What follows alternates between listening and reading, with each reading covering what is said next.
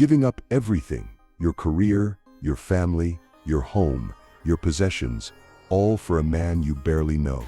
It sounds impossible, doesn't it? But that's exactly what Jesus asked of his disciples. And they did it.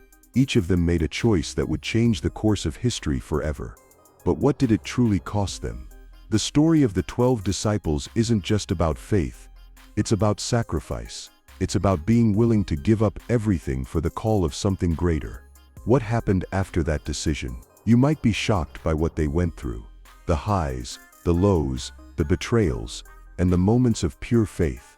Stick around, and I'll take you through the unimaginable journey of these men who gave up everything. In this video, we'll break down the lives of Jesus' 12 disciples in just 20 minutes. From their call to follow him to the trials and triumphs they endured, I'll explain who they were, what they did, and how they changed the course of history. Stay with me to the end, and you'll learn about the sacrifices that some of these disciples made, and how their faith in Jesus changed the world forever. You can see I've put so much effort into creating this video, sharing the stories, the sacrifices, and the lessons that come from the lives of these 12 men. If you appreciate the work that's gone into this, do me a huge favor and hit that subscribe button. It really helps support this channel. Also, leave a comment telling me which disciple's story stood out to you the most, and share this video with someone who needs to hear about the incredible lives of these heroes. Let's keep spreading the message and growing this community. Now let's jump right back into it. Let's start at the beginning. Who were these men? Really, we know them today as the 12 disciples of Jesus. But they weren't born into greatness. They weren't born to change the world. They were just ordinary men, living ordinary lives, in a society where most of them didn't matter. They came from all walks of life. Some of them were fishermen, some of them were tax collectors, and one even came from a group known for their extreme political views, the Zealots.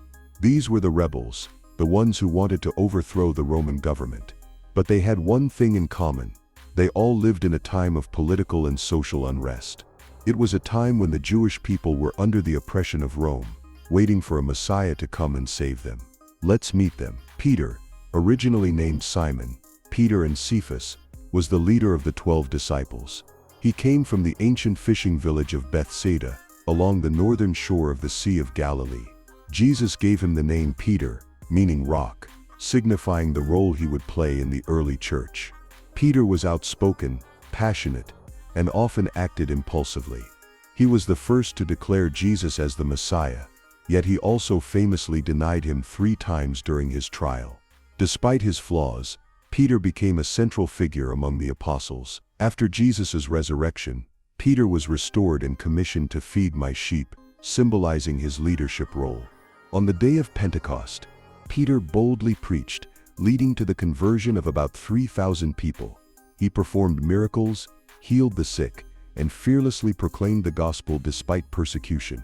Peter's ministry took him to various places including Jerusalem, Antioch, and eventually Rome. His letters 1st and 2nd Peter encourage believers to endure suffering and remain faithful. According to early Christian tradition, Peter was martyred in Rome under Emperor Nero's reign. He was crucified, but he requested to be hung upside down, feeling unworthy to die in the same manner as Jesus. Peter's life reflects transformation, going from a fearful denier to a fearless leader.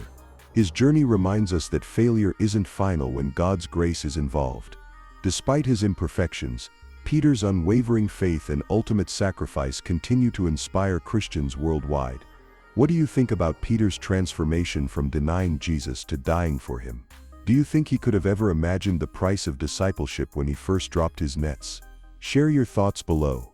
And if you're watching from the US, drop your location in the comments. James, the son of Zebedee, was one of Jesus' inner circle along with his brother John and Peter. He was one of the first disciples called by Jesus, and he was known for his fiery spirit. He and his brother were given the nickname Sons of Thunder because of their passion and zeal.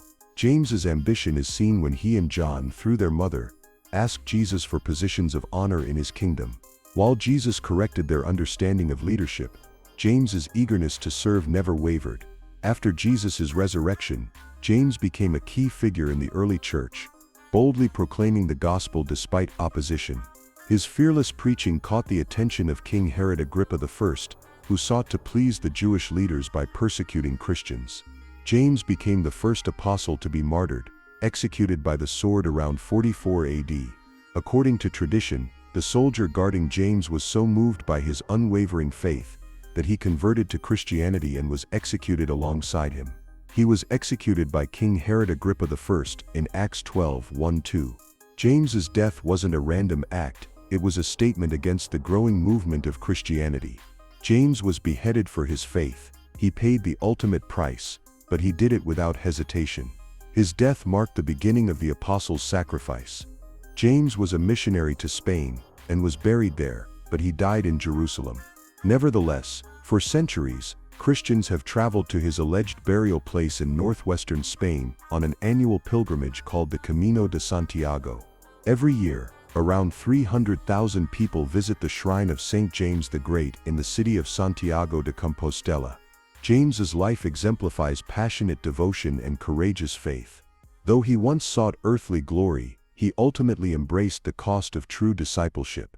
His willingness to die for Christ serves as a reminder that following Jesus may demand everything but leads to eternal reward. What do you think about James' willingness to embrace martyrdom for his faith? Drop your thoughts in the comments. And if you're from the United States, tell me where you're watching from. John, son of Zebedee, was the third member of Jesus' inner circle of disciples and the brother of James the Greater. He's one of several apostles who were fishermen before they were called to Jesus. John is best known for a few key events mentioned in the Bible, including the Transfiguration and Jesus' agony in Gethsemane. Known for his fiery zeal, he and his brother were nicknamed Sons of Thunder, reflecting their passionate personalities. Despite his early impulsiveness, once suggesting fire be called down on a Samaritan village, John became known as the Apostle of Love. His close relationship with Jesus is evident, being referred to as the disciple whom Jesus loved. John was present at the crucifixion, where Jesus entrusted him with the care of his mother Mary. John's life reflects transformation from fiery zeal to deep abiding love, and reminds us that true discipleship is marked by both truth and compassion. After Jesus' resurrection, John played a vital role in the early church, working alongside Peter in Jerusalem and spreading the gospel. He later settled in Ephesus, guiding believers and addressing false teachings. John is traditionally credited with writing the Gospel of John, 3 epistles, and the Book of Revelation. Unlike the other apostles, John is believed to have died a natural death despite facing persecution. According to tradition, he was exiled to the island of Patmos, where he received the visions recorded in Revelation. Unlike many, if not all of the other disciples, before John's death, Peter had asked Jesus what would happen to John, saying, "Lord, what about him?" Jesus replied by telling Peter that it was none of his business, leading the disciples to believe that John wouldn't die, but they were wrong. It is now thought that Jesus meant there were different plans for John's death than everyone else's. What's your take on John's legacy as the Apostle of Love? Do you think his transformation is one of the most significant in the Bible? Let me know your thoughts below. And if you're watching from the US, drop your location in the comments. Matthew's life was completely different from the rest. As a tax collector, he was hated by his fellow Jews. Tax collectors were seen as traitors, working for the Roman Empire. But when Jesus passed by and called him, Matthew left his post, his wealth, and his comfortable life. He became a follower, and later, a witness to Jesus' ministry. Matthew, unlike the others, was probably wealthy and secure. Yet, something about Jesus' call made him leave it all behind.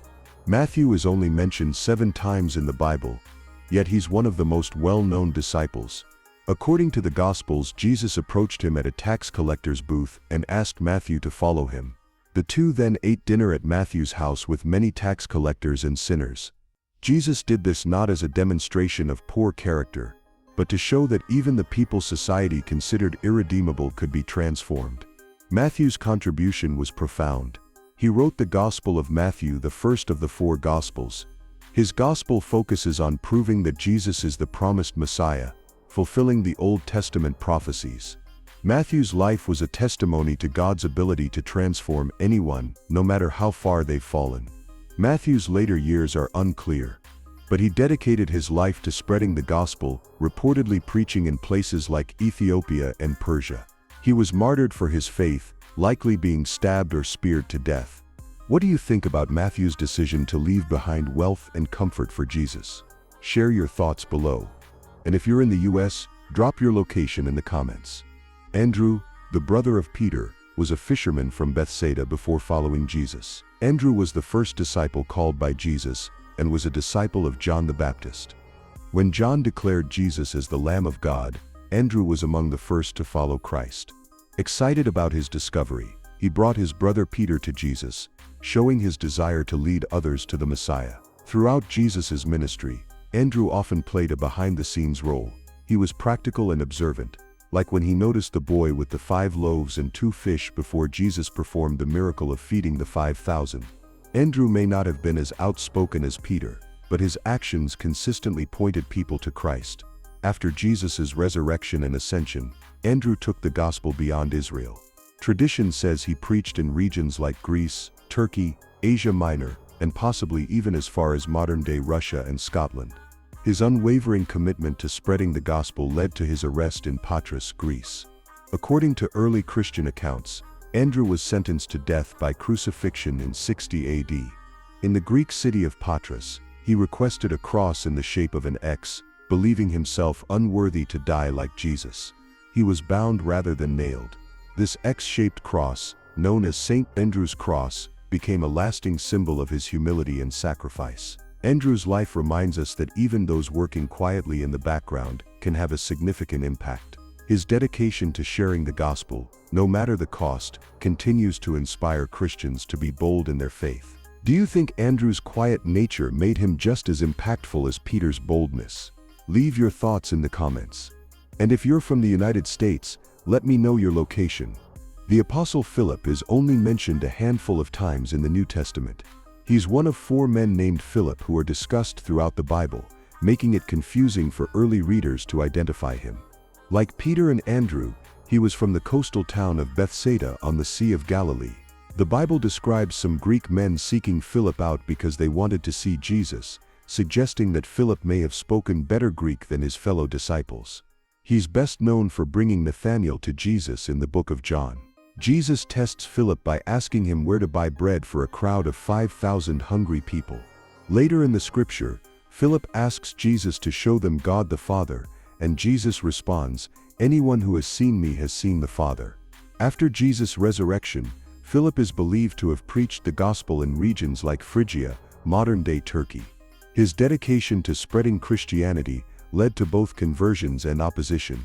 Tradition holds that Philip was martyred in Tripolis. Some claims suggest that he died from natural causes, while other records suggest that Philip was stoned, beheaded, or crucified upside down. Thomas, known as Doubting Thomas, his name lives on because of his doubt after the resurrection. Until he saw and touched Jesus' wounds, Thomas declared, "My Lord and my God." This moment turned his doubt into a profound declaration of faith. Far from just a doubter, Thomas became a courageous missionary. Tradition holds that he traveled as far as India to preach the gospel, founding Christian communities that still exist today. His journey was marked by boldness and unwavering dedication to spreading Jesus' message. According to tradition, Thomas was martyred in India after converting many, including members of royalty. He faced fierce opposition, refusing to renounce his faith. He was pierced with a spear. Thomas's life reminds us that doubt isn't the end.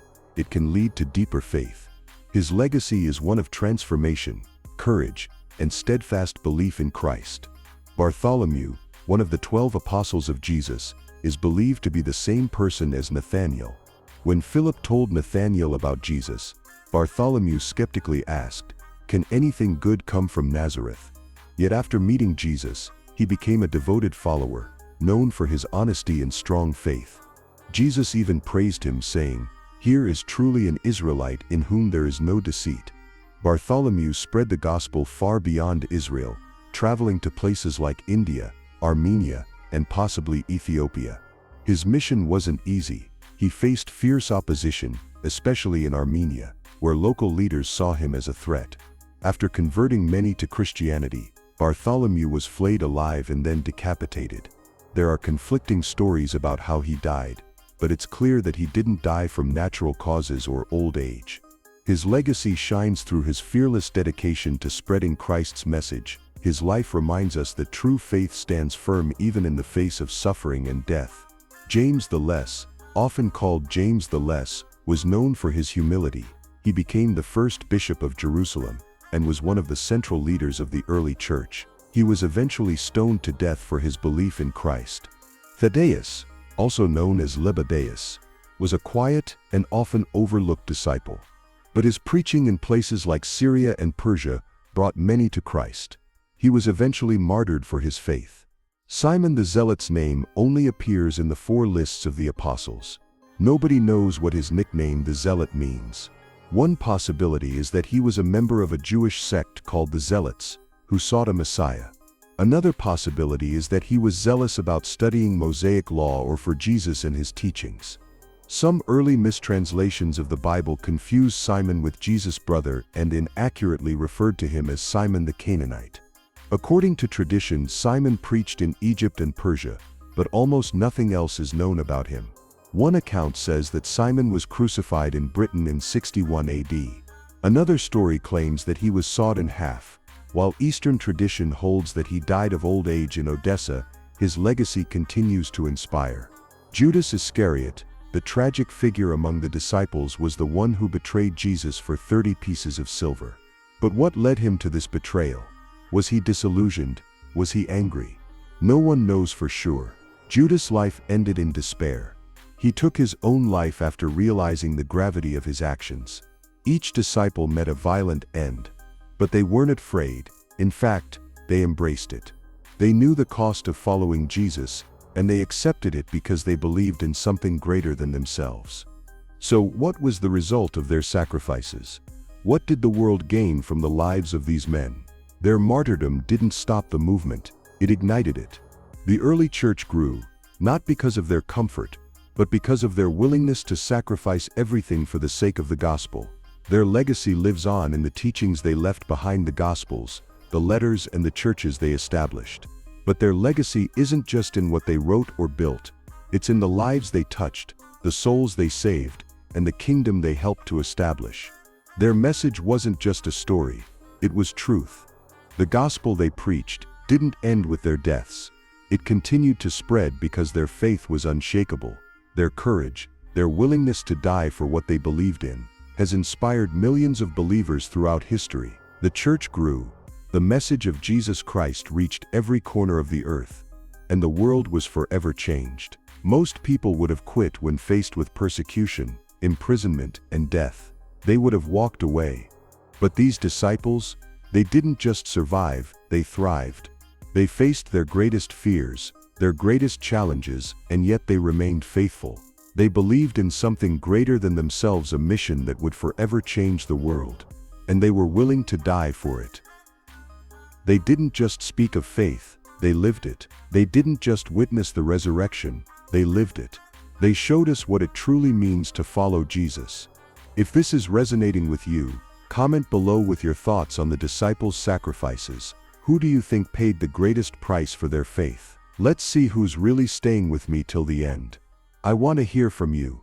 Let's talk about the courage it took to live and die for Jesus.